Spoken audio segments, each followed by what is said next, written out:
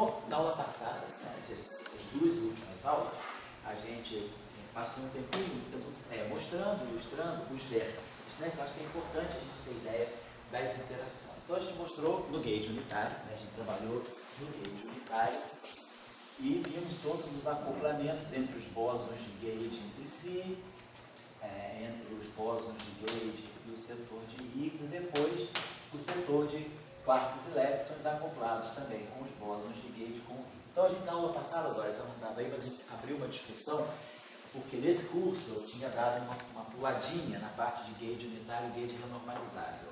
Mas aí houve uma pergunta aí do Luiz Felipe, então a gente passou uma boa parte da aula discutindo o gauge renormalizável, a questão, a relação entre gauge unitário e gauge renormalizável, e aí não pôde passar muito tempo assim, trabalhando melhor um pouquinho sobre os vértices, né? Então agora a gente vai entrar nisso. Então eu vou separar aqui, que eu acho que é importante. Essa é a última aula, né? Essa é a última aula. Depois você terminar com um overview assim. Tá legal. Assim, tá. Eu talvez precise dar mais uma aula só, mas aí eu marco com o Tchalk aí, só para falar mais especificamente das massas dos neutrinos. Que hoje eu vou começar as massas fermiônicas, os mecanismos de massa fermiônica, massa de Dirac e massa de Majorana. Mas depois eu vou querer fazer uma aula final só para relacionar essa discussão das massas com os neutrinos em particular e a discussão dos ângulos de mixing entre as famílias, as oscilações de neutrino. Eu queria passar mais um tempinho fazendo isso, mas eu marco uma aula semana que vem. Mas eu posso só fazer um overview hoje. Então, a gente quer ver as interações, os acoplamentos do bóson de Higgs no gauge unitário, né? A gente já tinha visto separadamente, mas vou colocar elas aqui de uma forma mais direta. Então, as interações do Higgs entre si, do Higgs com o bóson de gauge, nós temos, deixa eu separar aqui.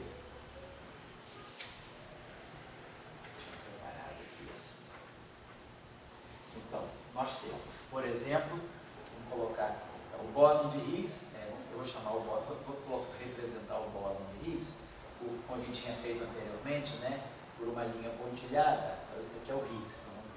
Então, esse Higgs aqui, ele pode ter um acoplamento direto com os bósons de gauge. Ele vai ter um acoplamento direto com W mais e W menos. Vamos colocar assim, então eu posso chamar aqui o W mi mais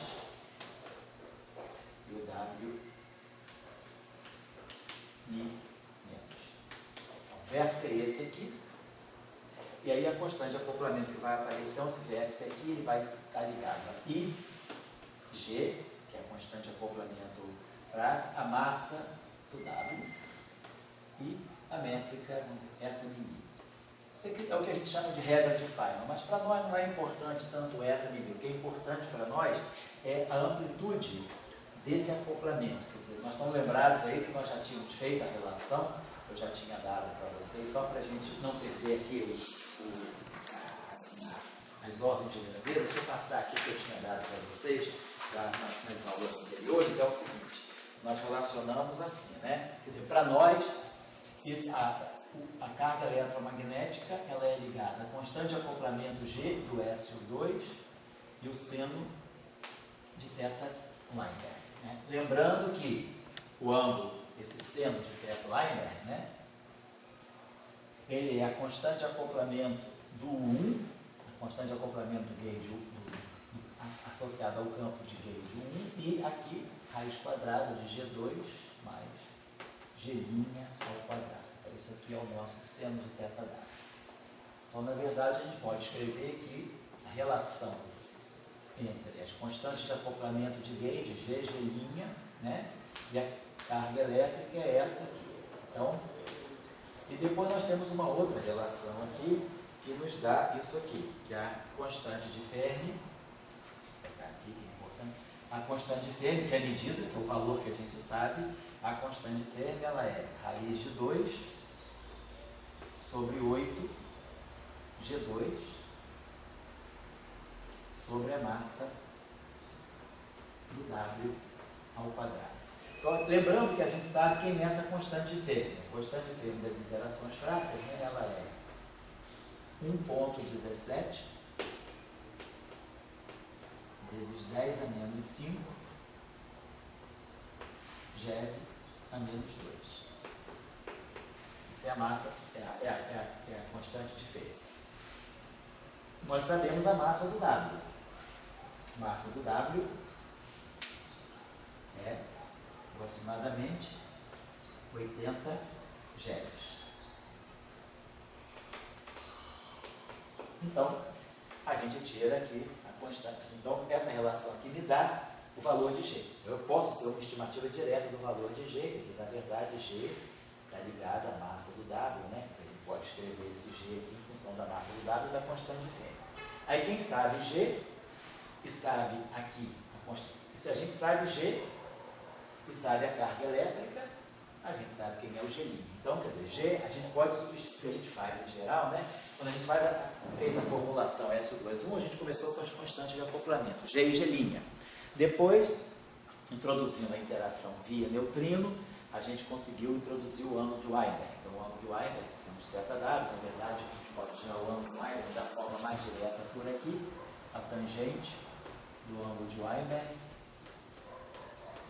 é G' sobre G. Então, isso aí até o ângulo de Weinberg, né? Então, a gente sabe quem é o ângulo de Weinberg, relaciona o ângulo de Weinberg com G e G'. Então, o que a gente faz em geral é, nós começamos trabalhando com G e G', mas a gente depois, pela questão da diagonalização, a gente acaba trabalhando com o ângulo de Weinberg e a carga elétrica. Então, a gente substitui, né? Quer dizer, ao invés de trabalhar com G e G', a gente trabalha com o ângulo de Weinberg e a carga elétrica. Hoje a gente sabe que o valor do ângulo de Weinberg é tal que o seno ao quadrado do ângulo de Weinberg é aproximadamente 0,23. Então, quando a gente escreve... Oi? Você está admitindo que o fóton não é o rico, né? O ângulo de Weinberg, não. Estou admitindo que ele não é. Ele choca. Ele está Admitindo que o fóton não é. O fóton não é o rico. O fóton perde, ele pode perder para os exames. Quer dizer, Então está aqui. os hinos do ferroacrenato Foram despedaçados pela teoria eletrofrágil. Agora, eu vou só uma pergunta. Quando você está com S2 com 1 e quando você já está com 1 eletromagnético? Isso. Aqui, pois é, aqui quando eu estou trabalhando em rede unitária, é uma boa pergunta. Quando eu estou trabalhando em rede unitária, eu já quebrei essa, quer dizer, o que acontece? Quer dizer, quando eu estou trabalhando em rede unitária, eu posso falar que isso aqui é uma consequência. O que aconteceu? Eu tinha SO2, né? A gente começou assim, SO2, left, e o 1 de hipercarga. Aí houve a quebra espontânea da simetria causada pelo Higgs. Valor esperado no vácuo, né? Vamos chamar aqui o V. O V, que é o valor esperado no vácuo do campo de Higgs. Então, essa simetria ela é quebrada por um eletromagnético. Então, isso aqui, depois que eu tenho essa situação, que eu quebrei a simetria por um eletromagnético, é que eu estou no gauge unitário. Então, tudo isso que nós estamos descrevendo aqui, vamos dizer, essas regras de acoplamento, né, elas são todas já válidas na situação que eu tenho só um eletromagnético. Eu já quebrei a simetria, né, e já estou trabalhando com os bósons de gauge massivos. Então, nós já estamos na situação em que houve a quebra, nós estamos numa situação abaixo, né, daqueles 246 GeV. A gente pode colocar aqui esse valor aqui, ó, o nosso valor esperado no vácuo V do campo de Higgs, ele é 2 elevado a menos 1/4 constante de Fermi a menos meio. E isso aqui é aproximadamente 246 GeV. Então, aquele valor esperado no vácuo, isso é fácil para a gente ver por quê. Porque a gente relaciona, a gente pode tirar essa relação aqui entre a constante de Fermi e esse V através dessa relação aqui. Porque, na verdade, esse MW ao quadrado,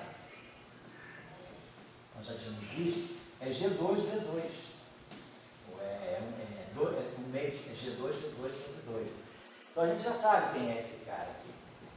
Então a gente já sabe que isso aqui vai dar G2, V2. O G2 se cancela. Então essa relação aqui me permite encontrar uma relação direta entre o valor esperado no campo de Higgs, que é o parâmetro de ordem, que é aquilo que fixa, né, que na verdade a gente está fazendo isso aqui. O nosso bóson de Higgs, o nosso campo de Higgs, ele é aquele duplete. O nosso duplete ele tem a componente φ+, e tem a componente φ0. E aí quem quebra a simetria é essa componente φ0. Então o valor esperado do vácuo, a configuração de vácuo, é fixada pelo φ0. Nós tomamos esse φ0 igual a esse V. Então, tá aqui, essa aqui é a escala. É quando esse campo adquire esse valor esperado do vácuo, quando esse campo adquire essa configuração constante igual a V, a simetria é quebrada. Então, nessa situação, depois disso, então, a gente vem e toma o campo de Higgs no gauge unitário. Tá? 0, V mais H.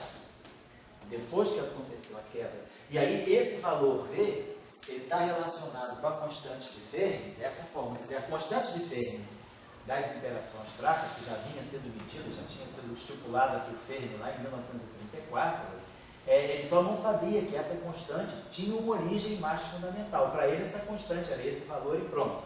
O que a gente entende da teoria eletrofraca é que essa constante, ela na verdade incorpora, ela está levando em conta a massa do dado. Quer dizer, o fato dela ter uma dimensão de massa menos 2 vem exatamente porque ela está ligada à massa do dado. Mas só que a quebra espontânea da simetria nos diz isso aqui, que essa massa do dado aqui é isso aqui, G2V2. Quer dizer, eu acho que G2V2 sobre 2. Se a gente colocar aqui, ó, raiz de 2, isso aqui vai dar raiz de 2 sobre 8, G2, e a massa do dado ao quadrado, eu acho que é G2, quer dizer, é 1/2, não lembro bem, vou ver já já, G2V2. Então, esse G2 cancela com esse G2, esse 8 vai ficar aqui 2, raiz de 2 sobre 8, que é a raiz de 2 sobre 4. Isso aqui, 1 sobre V ao quadrado. 4, esse 2 é menos 1 quarto, raiz quadrada de 2 da raiz, deve ter o campo, então aqui é 2, deixa eu ver isso aqui não é 2G2, então a massa 2G2, quer dizer, é a raiz de 2 sobre 16, né? Isso, então, V2 seria GF a menos 1/2, tem esse fator aqui, raiz de 2 sobre 16, então isso aqui dá 2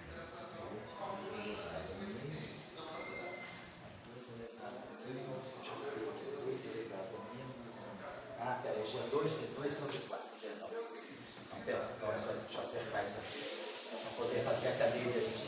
Então, lá da quebra espontânea da simetria, já anotado aí, lá da quebra espontânea da simetria, a massa do W ao quadrado, ela sai G2V2 sobre 4. Isso aqui é a massa que sai. Então, a constante de Fermi, que na teoria eletrofraca pode ser calculada dessa forma, eu posso reescrever assim, raiz de 2 sobre 8, G2, e aí G2V2 sobre 4. Então vai subir um 4 para cá. Subindo esse 4 para cá, ele vai me produzir um 2 aqui. Então dá raiz de 2 sobre 2, que é 1 sobre raiz de 2. E aqui fica G2, V2. Certo? Então dá um fator certinho de raiz de 2. Então, na verdade, o meu V2, ele vai ser 2 a menos 1/2, que é esse raiz de 2 aqui, GF a menos 1. Então, o V é 2 a menos 1 quarto, GF a menos 1/2. Tá? Então, essa relação aqui, que fixa justamente quanto vale o valor esperado no vácuo do Higgs, que é esse φ aqui, ela pode ser calculada através dessa relação, lembrando que a massa do W é dada assim. E aí a gente, então isso aqui é que a gente chama de parâmetro de ordem. Então, essa escala de 246 GeV, ela fixa para nós, né, a escala de quebra. Então, quer dizer, acima de 246 GeV, o que eu tenho é SO2, left, U1 e hipercárdio. Essa é a minha simetria acima de 246 GeV. Abaixo de 200, aqui então é a escala de quebra. Então, aqui nessa escala de energia, nós temos a quebra espontânea.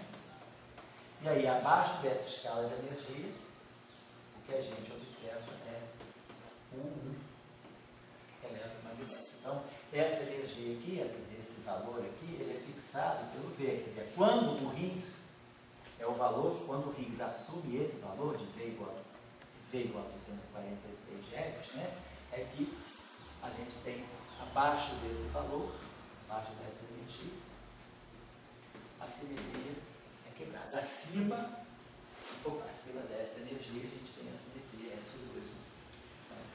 Então, nessa situação que nós estamos colocando aqui, nós já estamos trabalhando com o Higgs, né, com a quebra espontânea já aconteceu, os objetos já são W é massivo, Z0 é massivo, o elétron é massivo, os quarks são massivos, só o neutrino é sem massa, o bóson de Gage também é massivo, a massa do bóson de Gage hoje é a massa do bóson de Higgs, né?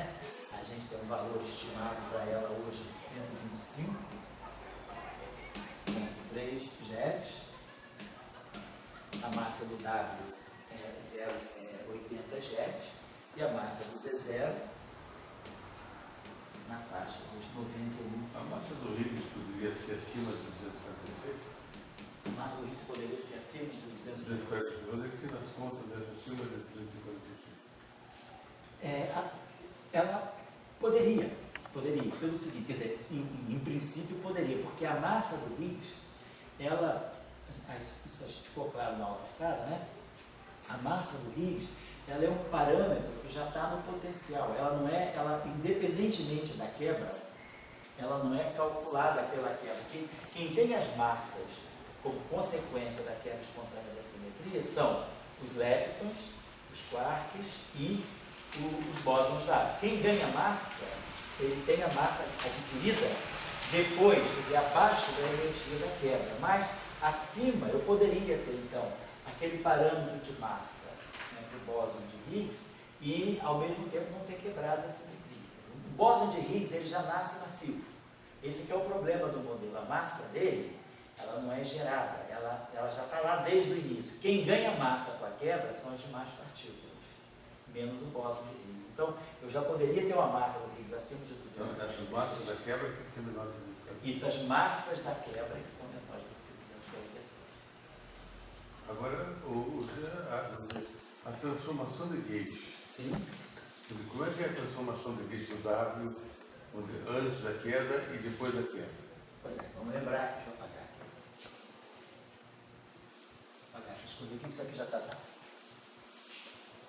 Então, isso aqui é importante, tá, pessoal? Assim, não é ninguém para decorar isso, não é forma para decorar, mas é só perceber que a gente começa, a teoria eletrofraca, a gente, quando está na fase de simetria, SO2 e U1, a gente adota essas constantes de acoplamento. Depois, para bater com a fenomenologia, o que nós queremos? Nós queremos que a teoria eletrofraca reproduza o eletromagnetismo, então eu vou ter que ter a constante de acoplamento do eletromagnetismo, e ela me reproduza a física de baixas energias da interação fraca, que é caracterizada pela constante de Fermi.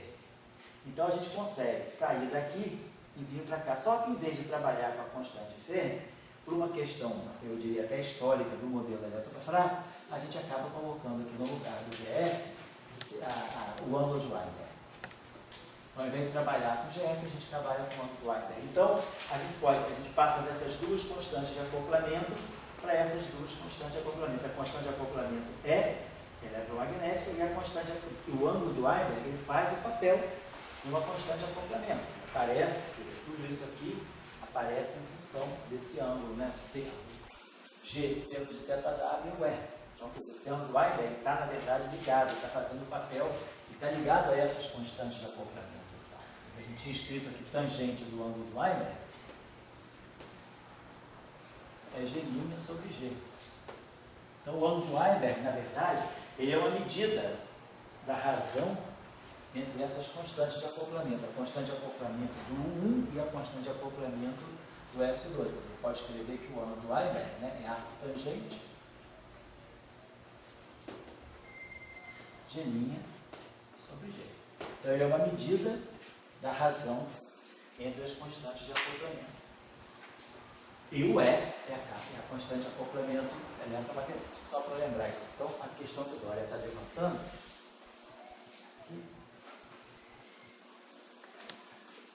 Aquele lambda aqui determinado também, lambda? Oi?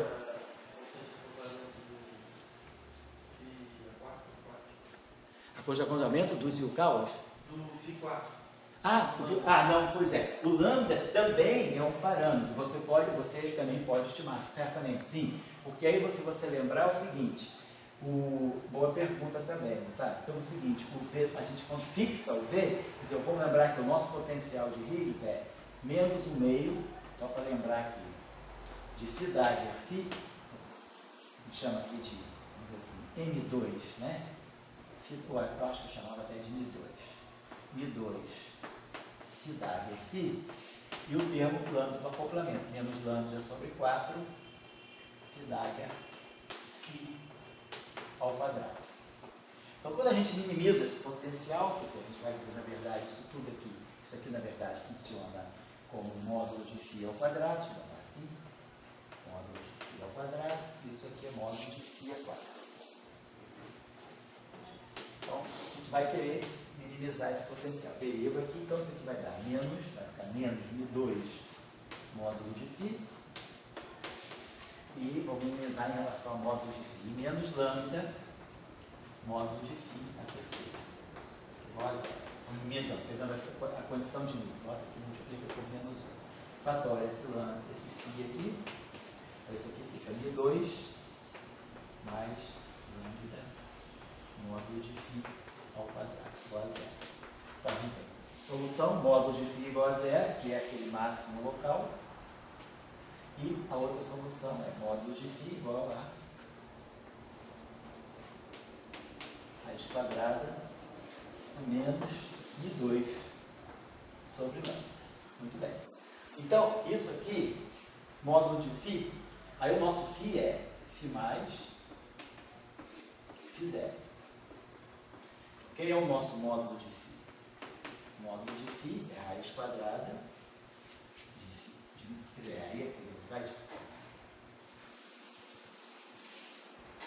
Módulo de Φ ao quadrado é Φ Dagger Φ, que é módulo de Φ mais ao quadrado mais módulo de Φ0 ao quadrado.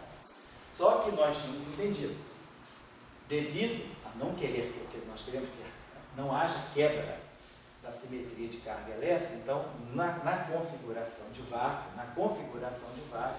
meu módulo de Φ é o V, isso aqui vai virar V2. Mas na configuração de vácuo, isso aqui é zero, para não quebrar a carga elétrica. Então, na verdade, quem adquire o valor esperado no vácuo, como a gente escreveu aqui, é o Φ0. Então, o valor esperado no vácuo do Φ0 é o V. Muito bem. Então, nós sabemos, né, que esse objeto aqui é o V. V, raiz quadrada de menos I2 sobre lambda. Só que V, então, nós já fixamos. V 246 GeV.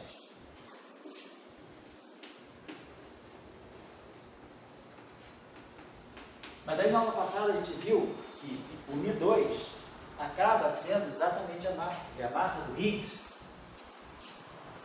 A massa do Higgs ao quadrado, ela é, acho que na aula passada a gente fez, não lembro se era menos Mi2 ou menos 2 Mi2, era algo assim, esse fator. Então, a gente consegue relacionar o Mi ao quadrado, isso aqui é negativo.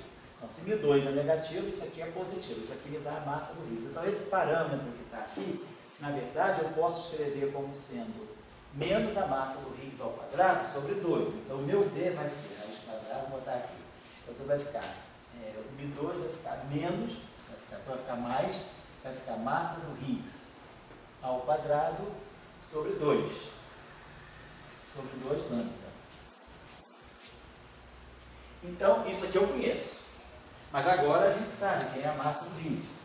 Então, isso vai ficar a massa do RID sobre raiz quadrada de 2 lambda. Então, vou botar aqui 246 GeVs. Vou botar tudo em GeVs. Então, aqui do lado esquerdo vai dar 246, do lado direito vai dar 125. 125 GeVs. E aqui, raiz quadrada de 2 lambda. Então, 246 sobre 125, aproximadamente 2, é quase 250, né? Sobre 125. Então, esse lado aqui vai dar aproximadamente 2. Então, vai dar 2 raiz de 2. Então, vai dar 2 raiz, esse 2 vem dessa razão, aproximadamente 2. Esse raiz de 2 vem aqui de baixo. Esse aqui é aproximadamente 1 sobre raiz de lambda. Né? Então, lambda, passo esse lambda para cá, levando ao quadrado essa relação, isso aqui vai ficar 1 sobre 2 raiz de 2 ao quadrado, que é praticamente, quer dizer, aproximadamente 1/8. Tá certo? Então, esse lambda deveria ser realmente menor do que 1. A gente espera que uma constante de acoplamento, ainda mais que eu estou fazendo série perturbativa, eu não esperaria ter uma constante de acoplamento maior do que 1, da ordem de 1. Então, esse lambda, né, assim, o cálculo clássico dele, vamos dizer, o valor clássico de lambda, e depois a gente, claro, quando a gente quantiza a teoria, vão aparecer correções quânticas, e aí esse lambda ele vai ser corrigido quanticamente, mas o valor clássico dele aqui é aproximadamente 1/8. Está aqui. Isso aqui, tá certo?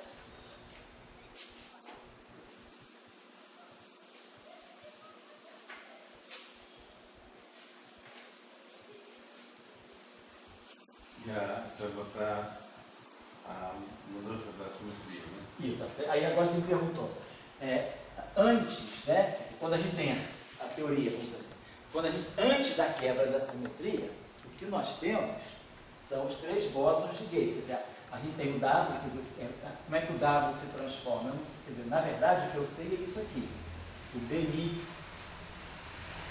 A, vamos escrever assim, transformação, vamos pegar a transformação infinitesimal. Delta BMA é menos epsilon, constante estrutura do grupo S2, epsilon ABC, ômega B,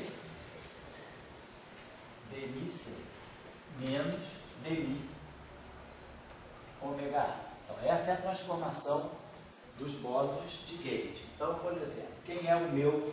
Então, vamos botar aqui. Para eu formar o meu W+, por exemplo, meu W+, quem era meu W+, se vocês lembram? Era B, WMI+, é o BMI1, menos IBMI2, sobre raiz de 2. Isso é o meu W+. Então, vamos ver. S2, qual é a transformação do W+? Então, vamos dar uma olhadinha aqui. Transformação SU2, né? Transformação então isso aqui é SU2. Então, pegando antes da quebra da simetria, né, eu tenho os meus bósons, dado BM1, BM2, BM3. E aí eu já sei que BM1 e BM2 vão se ligar para formar o W+. Então vamos lá. Eu vou pegar quem é delta BM1. Delta BM1 é menos epsilon 1.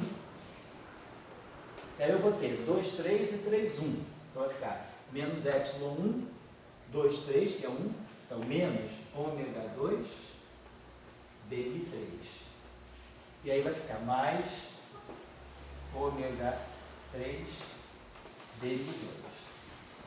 Vai ficar epsilon 1, 2, 3, 2, 3 e epsilon 1, 3, 2, 3, 2. Mas aí o epsilon 3, 2 é menos o outro, então vai ficar com sinal mais. E aqui menos dmi, ômega 1.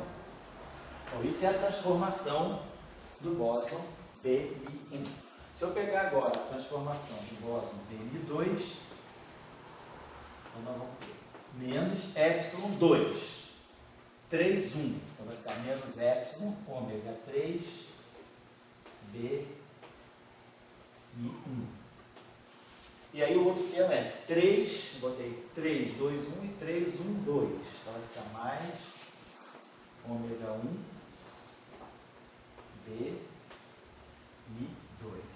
Não, BMI3, né? vai ter aqui 2, 3, 1 e 2, 1, 3. E aí aqui menos delta, menos dmi, ômega 2. Então, a gente já está pronto. Depois eu volto aqui, deixa eu falar isso aqui. Então, a gente já está pronto para tirar o delta do WM+. Você vai pegar delta do dmi1, então vou multiplicar isso aqui por menos i. Menos i, aqui vai ficar i, aqui vai ficar menos i, e aqui vai ficar mais i. Então, delta dmi1 menos i delta dmi2, tá? Aí eu vou dividir por raiz de 2, então eu vou ter que o delta mi mais, que é esse cara, mais esse, sobre raiz de 2, vai ficar isso aqui. Então vai ficar, vamos pegar o ômega 3 aqui dentro, vai ficar ômega 3, vamos botar aí para ficar. Então eu vou somar, na verdade, isso com isso, vai ficar ômega 3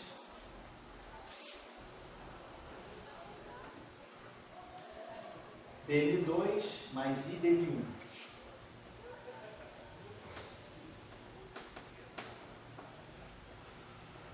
Claro, sobre raiz de 2. Tem que somar essas duas equações e dividir por raiz de 2. Então, esse termo aqui já se juntou com esse. Depois eu vou ter esse termo aqui, dm3, boto o fator do dm3. Então, vou produzir aqui um fator que vai ser menos ômega 2 mais i ômega 1.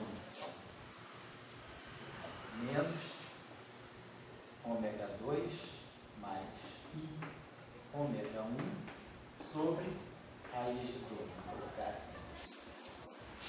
E dm3. E depois o termo menos, vai ficar assim, mais, né? Vai ficar aqui menos dmi ômega 1 menos i ômega 2, tudo isso aqui também, sobre raiz de 2. Vai ficar menos dmi ômega 1 mais i dmi ômega 2 sobre raiz de 2. Então, isso aqui é a transformação. Vamos continuar. Isso é a transformação do delta W. Então vamos lá.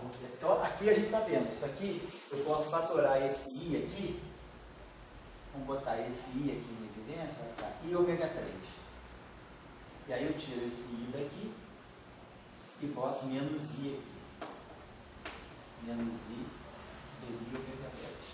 Então, dmi1 menos i dmi2 sobre raiz de 2 é o próprio WM+. Então isso aqui vai ficar delta W mi mais.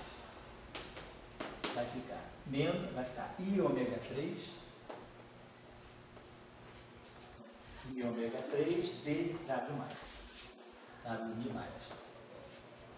Daí ele próprio, né? Que fica dm1 menos I dm2. Aqui eu produzo, vou botar aqui também esse I em evidência aqui, vou fatorar esse I aqui. Então aqui vai ficar I e aqui vai ficar menos I. Menos I ômega 2. Então é como se eu definisse aqui um parâmetro ômega mais. Então, ômega 1 menos I ômega 2 sobre raiz de 2, eu vou chamar de ômega mais. Então vai ficar menos I ômega mais dm3.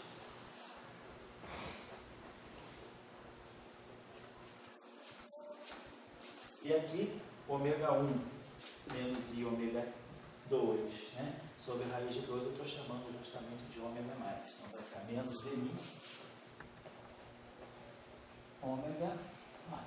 Então, vamos dizer, essa é a transformação do W.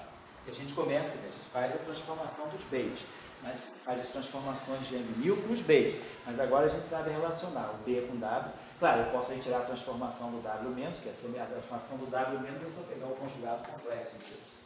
Então, W- menos é o conjugado complexo disso. É menos I,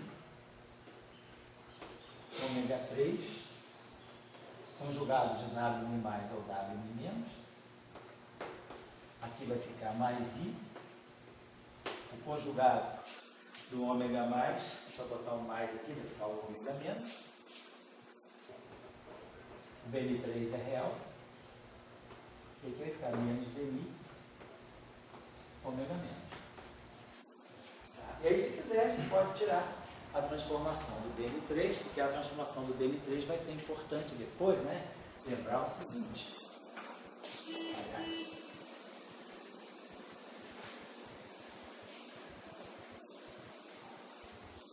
Lembrar que é o fóton, né?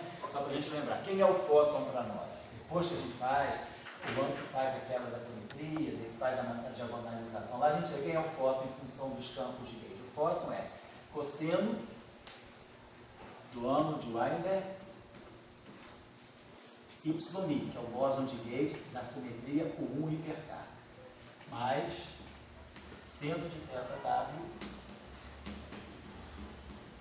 dm3. Depois a gente tira quem é o Zmi, o Z0. O Z0 é menos seno de θW YI mais cosseno θW dm3. Então, claro, se eu souber quem é delta dm3, eu posso tirar delta dmi3. Então, lembrando da nossa expressão, né, delta dma, então isso aqui vai ficar. Vou guardar isso aqui.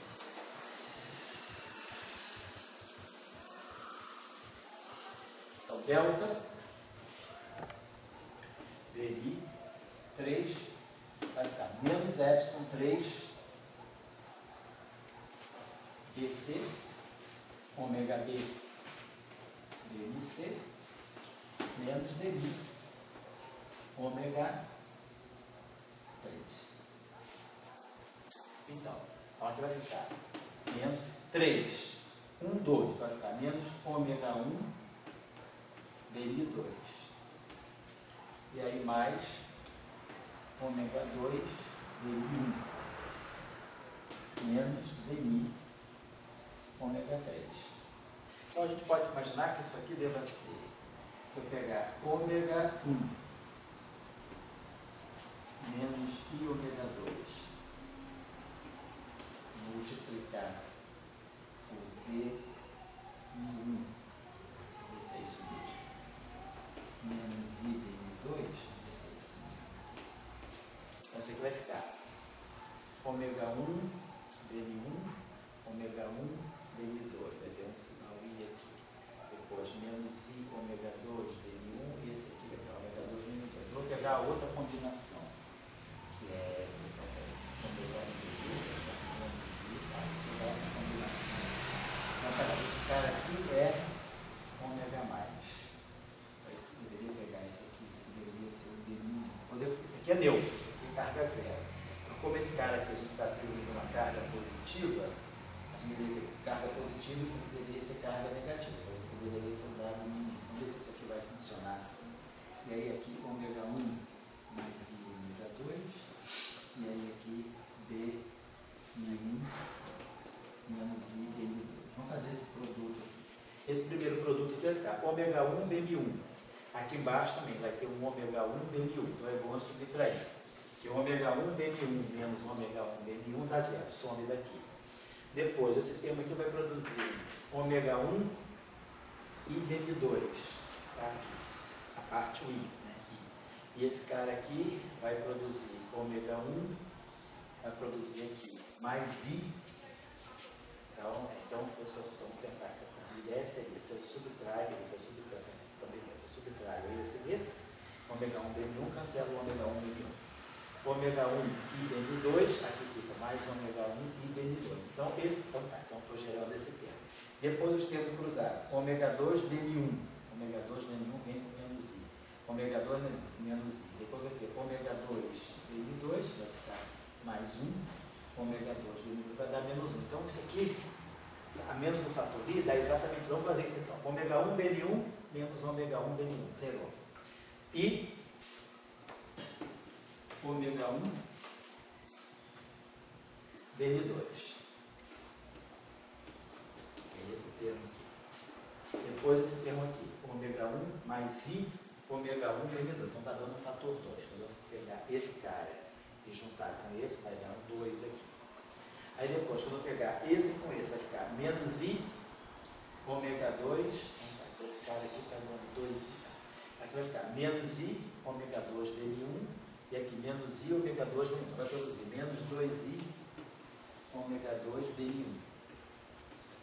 E depois esse termo aqui vai dar ômega 2 dele2 menos ômega 2 dele2. Então eu posso escrever esse termo aqui, é 1 sobre 2i, esse termo aqui vai ficar 1 sobre 2i, ômega mais, dmi menos, w, aqui tem um fator, então esse carinha aqui é raiz de 2, w menos.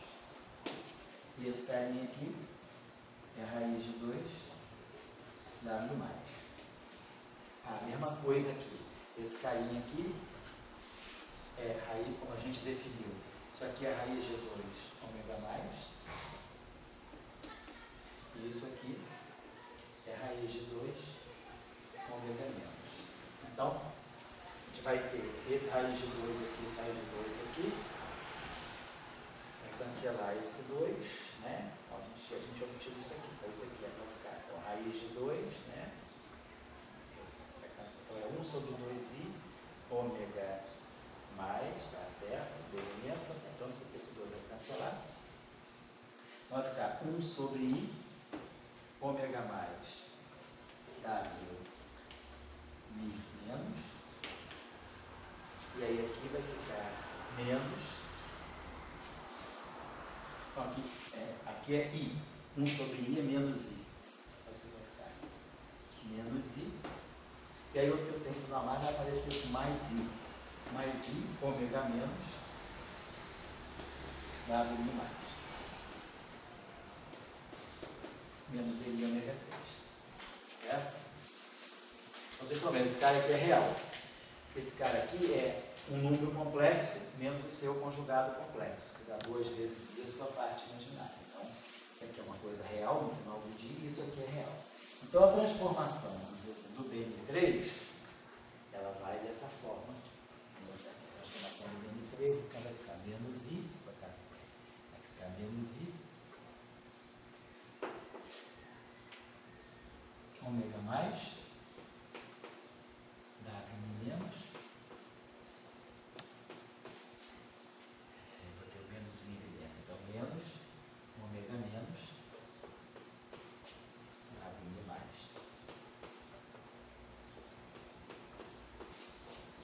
E aí, menos dv ômega 3.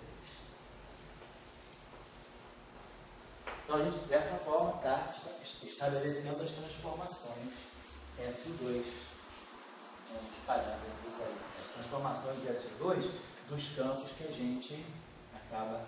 Cara, isso aqui ainda não é o fóton. O fóton é esse aqui. Então, a gente vai precisar saber quem é a transformação do YI, quem é... essa transformação do BN3 eu já conheço.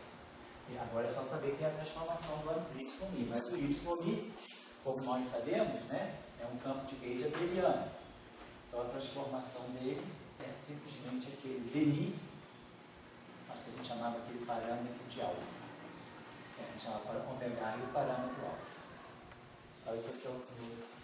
Então, eu tenho parâmetros ômega 1, ômega 2, ômega 3, que eu resolvi chamar de ômega mais, ômega menos e ômega 3, e o parâmetro alfa. Então, com isso aqui, eu sei quem é a transformação do AMI e a transformação do ZMI, né, usando os parâmetros de SU2 e de U1. Então, tá muito bem. Agora, depois que há a quebra da simetria, olha aqui, quando há a quebra da simetria, a gente só tem simetria. A simetria que sobra para nós é a simetria U1 eletromagnética. Então, a gente já tinha visto, quando a gente está falando dessa simetria aqui, esse é o foco. Então, esse campo aqui é o campo de gauge, né? Então, quando a gente tem a simetria U1 eletromagnética, depois que a gente faz a quebra da simetria, o que a gente vai observar é que o WI, do ponto de vista dessa simetria, o WI mais linha Vamos dizer que essa simetria aqui esteja associada a um parâmetro beta. A transformação, o 1 eletromagnético é um parâmetro beta. Então, esse dmi mais aqui, esse ômega mi mais linha, ele vai se transformar, vai ser uma fase, vai ficar exponencial de I, a constante de acoplamento eletromagnética, o parâmetro de gauge e o W mi mais. Claro, para o W mi menos. Então, essas aqui são as transformações eletromagnéticas. Exponencial, menos I é beta, W menos. O Zi é neutro, então Zi' igual a Zi'. E a linha Mi é a Mi mais Dmi. Então, depois da quebra da simetria, quando eu estou pensando no 1 eletromagnético, os campos W mais e W menos, eles se comportam como bósons vetoriais massivos e carregados. Então, são partículas, do ponto de vista do fóton, eles vão se considerar, vão ser vistos como matéria vetorial. Então, tudo que é matéria no eletromagnetismo se transforma com transformação de fase.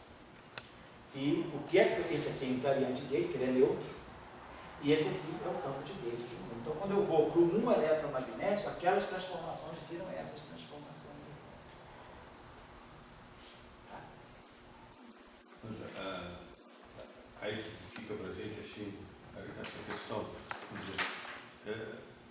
Como é que daqui, agora você girou isso? Não. Como é que daqui eu vou para lá? Vocês têm condição de fazer isso. É só pegar, quando a gente saiu daqui e foi para lá, que a gente tinha a relação de Gelman e Shijima. A carga eletromagnética é I3 mais Y sobre 2. Então, a carga elétrica. Então, se eu pegar, por exemplo, os 3 bósons de gauge, os 3 bósons de gauge de SO2, eles são triplete de SO2. Eu tenho 3 bósons de gauge de SO2, fica uma representação adjunta de SO2. Uma representação adjunta de dimensão 3. Então, eu tenho o bóson W+, o bóson W- e o Z0. Então, a carga, o I3, aí esses 3 bósons, eles não são bósons de 1, eles são neutros segundo 1, então a hipercarga de todos eles é 0, porque eles são bósons de gauge só do SO2, então a hipercarga deles todos é 0. Então, esse cara aqui tem esse aqui é um triplete de SO2. O triplete de SO2, ele é mais 1, 0, menos 1. Então, o I3 do W é mais, então a carga dele dá mais. O Z0, a carga é exatamente o espinho isotópico fraco, no caso do triplete de bósons de gauge, menos 1. Então, essa relação aqui é a relação importante, porque ela vai fixar, porque eu já sei quais são as cargas. Agora, quando eu faço a quebra da simetria, esses parâmetros aqui, o que a gente vai estar chamando, vamos dizer, quando a gente, fazendo a quebra da simetria, eu vou substituir, agora eu tenho que substituir isso aqui, para mim é o BM3. Então eu tenho que substituir o meu BM3, inverter essa relação aqui. Eu vou substituir o meu BM3 em função do fóton, vou inverter essa relação. Então eu posso escrever YMi BM3 em função de AMi e de ZMi. Então essa relação aqui, essa relação aqui é típica, é a relação de SO2. Eu estou precisando agora da transformação U1. Então o que sobrou para mim foi a simetria U1. Então se você olhar, quando a gente faz, então a gente vai dar um Lagrangiano de SO2, reescreve o Lagrangiano em termos, do W máximo, que a gente tem lá só para lembrar vocês. Nosso Lagrangiano de gauge era esse aqui, menos 1/4 do F min A, menos 1/4 do Y mini. Então, claro, o primeiro termo aqui, então, e lembrando quem é F min A. F min A é dmi B min A menos dmi A menos G epsilon ABC, BNB, BNC. O que a gente vai ter que fazer aqui? Escrever F, BN1, vai ficar BN, BN1, menos BN, BN1, menos G, epsilon 1, 2, 3, BN2, BN3, menos epsilon 1, 3, 2, BN3, então eu vou escrever Fmin1, Fmin2 e Fmin3. Aí eu vou pegar Fmin1, Fmin2 e Fmin3, que está escrito em função dos Bs, vou escrever em função do W+, onde tiver BN1, eu vou substituir por W+, mais W- sobre raiz de 2. Onde tiver BN2, eu vou substituir por W+, menos I, W' sobre raiz de 2. Onde tiver BN3, eu vou substituir por uma relação, é só inverter essa relação aqui. Então isso aqui vai ficar o ZI, então para mim vai ficar o YI. E aí aqui vai ficar menos. Aqui vai ficar Z. E aqui o meu ZI vai virar o meu BN3. E aqui vai ficar mais. Aqui vai ficar o I. E aqui vai ficar o meu Z. Então, aquela relação inversa. Então, onde tiver BN3, eu vou substituir por isso aqui. Onde tiver YI, eu vou substituir por aquilo ali. Então, quando eu fizer tudo isso, o que nós vamos ganhar vai ser essa relação que até eu deixei na aula passada, eu deixei a tese do Alexandre como referência. A gente vai ganhar aqui alguma coisa que é assim, W, Mi, vamos ganhar W mini star, W mini, e vamos ganhar aqui, vai ser assim, tem um fator aqui, é claro, né? E vamos ter aqui mais F mini do fóton. Então a gente vai ter aqui o Lagrangiano de Marx, menos 1/4 de F mini, e vamos ter aqui automaticamente o Lagrangiano do W mais e W menos. Então o que a gente ganha, na verdade, depois que a gente faz essa substituição toda, a gente vai ganhar um Lagrangiano que tem invariância 1 sob essas simetrias aqui. Que automaticamente, quer dizer, só substituir aquele FMI, por aquilo ali, e BMI, e dizer isso aí, mais um termo de massa. Exatamente. Essa ideia é tudo automaticamente. Então, desculpa, mas isso aí está furado. Por quê? Porque você, vamos dizer, por que eu acho que isso aí é uma história que, digamos, se você tivesse um eletromagnético, sim, e conseguisse botar massa, sei. Vamos dizer que você botasse massa, de próxima, não você não ia precisar fazer toda essa volta? Não vou precisar, não sei. Por que eu estou fazendo essa volta toda? Você terminou a tua Lagrangiana, a Lagrangiana que vai para o LHC. Qual é? O que eu estou entendendo é essa LWI. Mas não vai para o LHC, essa que a gente tem aí. E essa aqui que você escreveu, L igual a WI. F do fóton, é a Lagrangiana abaixo de 246 com aquela simetria ali, isso. Aquela simetria que vai para o LHC, mais daquela espontânea importada. Isso. Aquela simetria, aquilo lá é para o LHC. E a Lagrangiana é aquela ali. Isso. Então, se você tivesse vamos chamar isso sentido, certo, que você botasse massa, etc., sim, você não estaria dando toda essa volta, certo, assim, porque você está postulando uma coisa muito séria, isso que eu sempre levanto. Está postulando uma partícula universal por Higgs. Antes disso, vamos colocar o seguinte: por que essa é a única maneira? Opa, boa noite. Essa é a única maneira? Eu diria não, claro que não. Por que nós estamos adotando essa maneira? Por que eu não poderia, então, como você está falando, esquece S2 esquece o Higgs, começa com o 1. Porque no final do dia, o que sobra para nós da teoria eletrofraca é o 1 eletromagnético.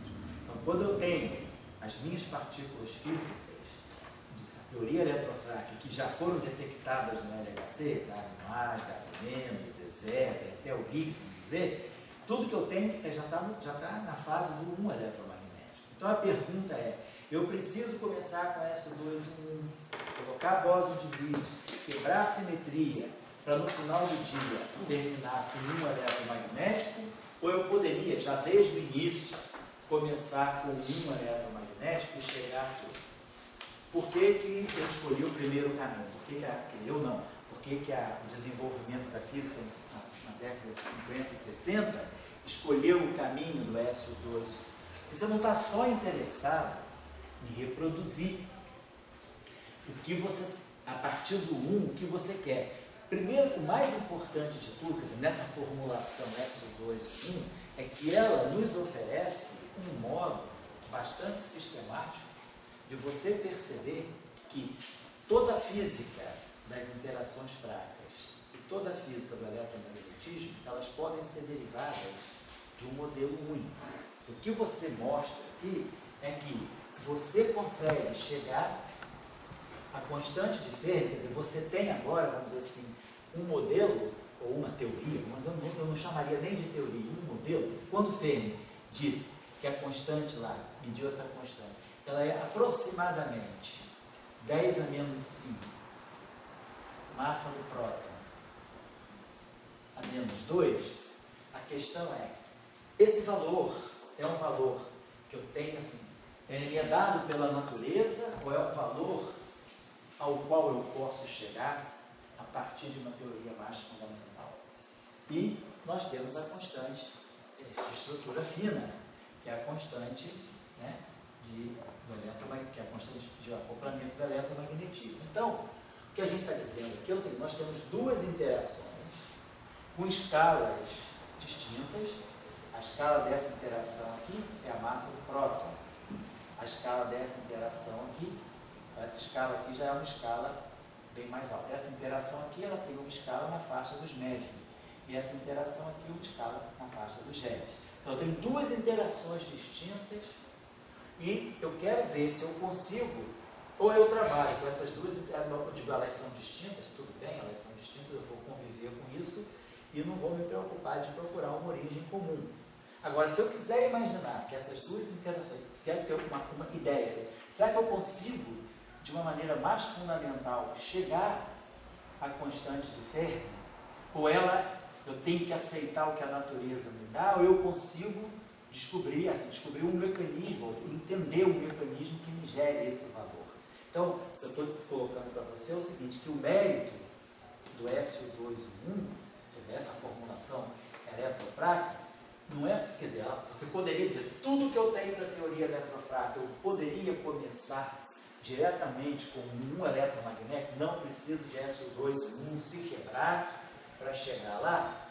Quer dizer, sim, você poderia construir diretamente tudo lá, só que você vai ter um nível maior de arbitrariedade, porque você vai ver, tá bom, eu tenho 3 bósons de Gauge, W+, W- e zero, já foram medidos. Então, eu tenho 3 bósons de Gauge que eu medi. Tem o FOB, que é o 4º bóson de Gauge que eu medi. Por que 3 bósons de Gauge? Por que não 6? Por que não 8? O fóton e mais 3. Por que o fóton e mais 3? Então, eu acho que esse modelo aqui, ele te justifica por que 3 bósons aparecem nessa física. Por que não 8, como SO3, por exemplo? Ou não um só, como é o caso do fóton. Outra coisa, eu consigo ter satisfatoriamente dentro dos critérios do modelo padrão, uma explicação para a constante de Fermi.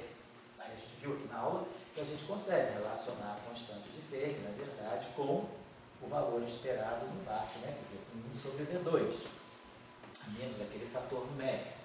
Então, a gente consegue compreender, a partir desse modelo, que não só eu gero os 3 bósons carregados, eu diria o seguinte, vamos colocar a seguinte coisa, não vamos seguir o desenvolvimento teórico, vamos imaginar o seguinte, eu não sei nada sobre teoria eletrofrágil, não tem salão Glasschleifer, mas teve o acelerador, que era o LEP. Antes do LEP até, né, no acelerador próton PP-bar, descobriu-se que tinha 3 bósons vetoriais que apareceram com aquelas massas. Então, o experimento lá do Rubia identificou o aparecimento de 3 bósons vetoriais, com certos decaimentos. E esses decaimentos são decaimentos que envolvem carga elétrica. Então, o eletromagnetismo está aí. Então, eu descobri 3 bósons carregados. Ponto 2. Eu consigo relacionar nesses processos de espalhamento da interação fraca, eu consigo agora relacionar a constante de Fermi com a massa. A gente viu lá, né? Dava aquele fator raiz de 2 sobre 8 G2 sobre a massa do W ao quadrado. Então, existe uma relação entre a massa do W que eu descobri e a constante de Fermi. Essa relação é casual?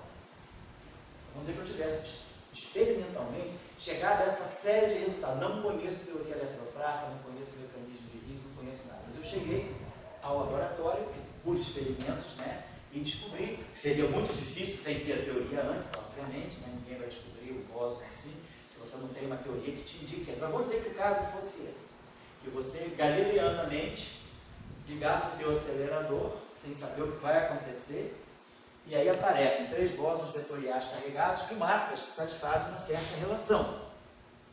A massa do Z0 ao quadrado é a massa do W ao quadrado vezes o cosseno ao quadrado. Vamos dizer, eu tenho uma relação, nem vou botar esse cosseno ao quadrado aqui. Vezes alguma coisa. Ponto 77, massa do W ao quadrado. Então, vamos dizer que você descobrisse esses bósons com essa relação de massa, 0,77. Descobrisse uma relação entre a massa desse W e essa constante de Fermi. Descobrisse uma relação entre a massa do elétron e a massa do W. Então, você descobre. Primeiro você descobre partículas. Depois você começa a descobrir relações entre os parâmetros físicos dessas partículas. Então, você começa a catalogar um monte de relação. Aí você fala, beleza, eu poderia, cegamente, pegar só o modelo abeliano e ir reproduzindo esses resultados sob a forma de fenomenologia. Eu digo, então eu vou construir uma teoria onde eu já sei que a massa do W está ligada com a massa do Z dessa forma. Sei que eu vou ter uma constante que está ligada, eu sei, vou importar todas essas relações para o meu modelo. Perfeito. Agora, qual é a vantagem de fazer SO2-1? A vantagem de fazer SO2-1 e introduzir o Higgs, que é a parte mais criticada, é que eu sou criticado, sou atacado por introduzir um campo novo, universal, que vai quebrar a simetria, mas, fazendo isso, eu consigo naturalmente, às custas dessas hipóteses, desse modelo, construir essas relações. Então, a gente entende por que tem 3 bósons, a gente começa a entender por que eu tenho essa relação de massa, eu começo a entender por que essas duas grandezas físicas que eu conheço, já conhecia desde a década de 30, e essa que eu descobri aqui em 1982, por que essas grandezas estão relacionadas, começa a entender por que tem essa relação entre a massa do elétron e a massa do W. Então, você começa, através da teoria eletrofraca, a ter condições de sistematizar uma série de dados que você poderia ter obtido experimentalmente, sem nenhum conhecimento de uma teoria prévia, e ter importado para uma teoria que nunca pensou em SO2, nunca pensou em um hipercário, pensou direto, eu só conheço o eletromagnetismo. E como a interação fraca é uma interação que mexe com a carga elétrica, mexe com o flavor, eu vou poder colocar todos os meus dados na interação fraca, vou classificar todas as partículas que sofrem interação fraca, quarks, leptons, neutrinos, Ws, E's e tal, dentro dessa simetria, que é associada ao fóton. Essa simetria é a simetria por excelência do fóton. essas partículas aqui, esses campos aqui, são intrusos nessa simetria. E a matéria, tudo bem, carga mais, carga menos, elétron, bóson, neutrino do elétron, neutrino do bohr, neutrino do tal. Eu vou ajustando tudo no 1. Então, eu diria, não é nenhum problema você começar diretamente no 1. Eu estou dizendo só que existe uma questão, vamos dizer assim, de natureza que é mais estética, filosófica, de que eu posso reproduzir todos esses resultados de uma forma mais sistemática, usando essa simetria, introduzindo esse campo. Então, tudo bem, eu tenho um modelo que é mais heurístico, no sentido, por que o campo de Lorentz? Por que aparecer esse escalar? Qual é a origem dele? Quais são os parâmetros ligados a ele? Eu tenho esse é o ponto fraco da teoria eletrofrágil, é o setor de Higgs. Por que esse Higgs? De onde que ele sai? Não, eu boto, porque eu preciso gerar massa. Depois, qual é a origem dos parâmetros do potencial? Então a gente a gente também não é que responda a tudo, a gente organiza, vamos dizer assim, organiza a fenomenologia. Eu começo a entender o porquê dessas relações, o porquê de cada coisa, mas eu ainda deixo vários pontos em aberto. Então esse é o meu discurso, vai. Eu acho que a gente sempre em física deve respeitar modelos. Física, qualquer área, modelos. O modelo deve ser uma coisa muito respeitada. Desde que ele seja consistente. Ele é muito bem-vindo, você está bem aqui, há 50 anos você trabalha, etc. Né? E, ao mesmo tempo, a gente deve saber criticar aquele modelo. Entendeu? Então, quer dizer, eu acho que muitas pessoas vão dizer, não colapso somente, entendendo o que vai para o LHC é o 1, certo? Então, eu vou só pontuando em cima, porque a gente está num curso, né? Isso aqui não é só um seminário de discussão, e tem muita gente, que vocês aqui sabem isso, mas tem muita gente que está assim, assistindo o curso e que tem menos conhecimento prévio, então eu só vou pontuando. O que vai lá para o LHC, quer dizer, a gente já sabe que é isso aqui, mas o que é importante é que tem uma série de outros dados, né, que estão lá no LHC e que eu gostaria de organizar, que com a simetria o 1 apenas, eu importo, vamos dizer assim, eu tenho muito mais ansatz do que demonstrações. Como é que eu posso chegar a essa relação? Se eu só tenho a simetria 1, eu introduzo essa partícula carregada e essa partícula neutra, tudo bem, introduzo, boto, mas como eu posso justificar essa relação de massa? Porque aí é isso que eu estava falando, olha, eu vou liberar a palavra aí. Porque do ponto de vista mais filosófico, essas relações não são casuais. Você pode admitir na física que as coisas, você observa as coisas que acontecem e você aceita as coisas que você está medindo porque elas são fatos experimentais, são fatos comprovados, medidos com um certo grau de precisão. E você, beleza, a natureza me disse, eu importo, eu estou satisfeito. Mas é o caso que a física, vamos dizer assim, nesse século passado, sobretudo, ela evoluiu mais para a questão, por que o fóton tem massa zero? Por quê? Eu aceito, beleza, mas tem um porquê, você descobriu bem, tem um porquê. Por que o neutrino tem uma massa quase zero? Sei por quê, tem uma simetria chamada simetria quiral. Por que o méson π0 decai em 2 fótons? Qual é a razão? Porque ele tem uma simetria, que é uma simetria quiral, que tem uma violação. Então, a gente começou na década do século passado, eu acho, desde um pouco dentro do pensamento diraciano, a querer justificar os números da natureza. O Dirac tem um trabalho muito bonito sobre isso no final da década de 30, que é as constantes fundamentais da física. Quem são elas e por que elas são assim? Então, a gente começou a entrar numa era em que a gente não queria só aceitar os fatos, né? Por que a Terra se move em torno do Sol? Você não queria só aceitar a lei de Kepler. Você queria entender que por trás da lei de Kepler tem uma lei mais fundamental, tem uma teoria mais fundamental, que é a mecânica de Newton. Então, a gente às vezes partiu um pouco para essa maneira de fazer física, que não é aceitar o que você mede, mas é entender o porquê daqueles números que você mediu. Então, se você está satisfeito de pegar esses números, eu vou entender que eu vou ter um decaimento, né? Na minha teoria, o 1, eu vou poder descrever esse decaimento muon, que decai no elétron, no antineutrino do elétron e no neutrino do muon. Eu posso descrever esse decaimento lá? Posso. Eu preciso de SO2 para isso? Não. Mas, Quando eu for relacionar a massa desse cara com esse cara, quando eu for usar que a constante de acoplamento disso aqui satisfaz a essa relação, eu vou ter que jogar tudo isso naquela teoria. Ao passo que aqui eu entendo um pouco o porquê dos números. Então essa, eu diria que a vantagem é só essa, uma vantagem mais estética. A sua defesa é que esses números aqui são todos um retículo vindo de uma simetria. Eu diria que sim. Tudo bem.